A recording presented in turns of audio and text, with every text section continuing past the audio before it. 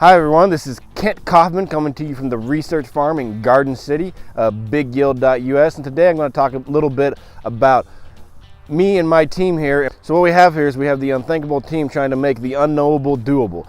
So what we're trying to do here is we're trying to figure out the best ways to, increase your yield at a low cost, effective way. So what we're doing quite a few different types of research. We're doing a lot with our burners, and so with our burners we've noticed really good weed control with those at a very low cost for the propane, even compared to conventionals there. And plus we've noticed exceptional insect reduction. Like, we've killed a lot of insects with those burners. We've actually had less insect pressure, especially armyworms, on organic corn and organic soybean than from the plots that we tested conventionally. And so we're working on that. We're working on timing issues, so that way we have the best timing to take care of weeds, to take care of insects. And so we're going to be running that this fall and into harvest next year.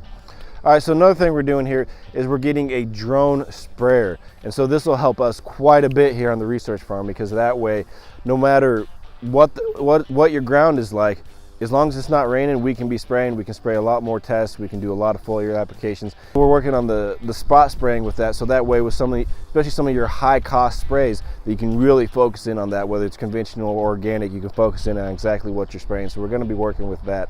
Another thing we're working on this year is we're doing a lot of work with biological controls. We're trying to control aphids, various things like predatory wasps, doing other things like having a fungus infection for armyworm that's just specific to worms themselves, so it doesn't kill any of your good bugs, and just little things like that. When to introduce ladybugs after spraying insecticide, after burning the field, depending on what you're doing. And so that way everything kind of works together. Because one of the issues we had this year, and that quite a few farmers that we talked to had, is this timing of your insecticides and things like that. Like several of the cornfields I sprayed early, V3, V4.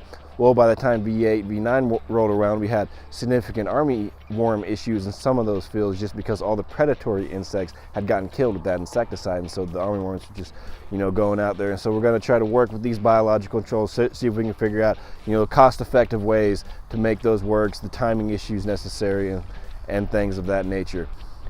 And so finally, we're also working with cover crops this year. So a lot of guys work with cover crops. Cover crops uses has exploded across Missouri, across the Midwest, and farming in general. It's really good for soil health.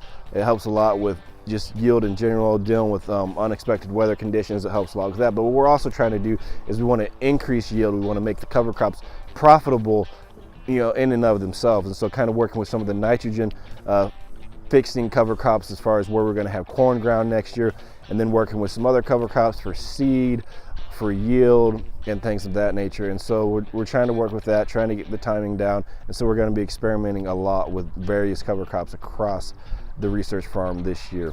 And so I thank you all for joining me. This is Kent Kaufman, bigyield.us. Thank you.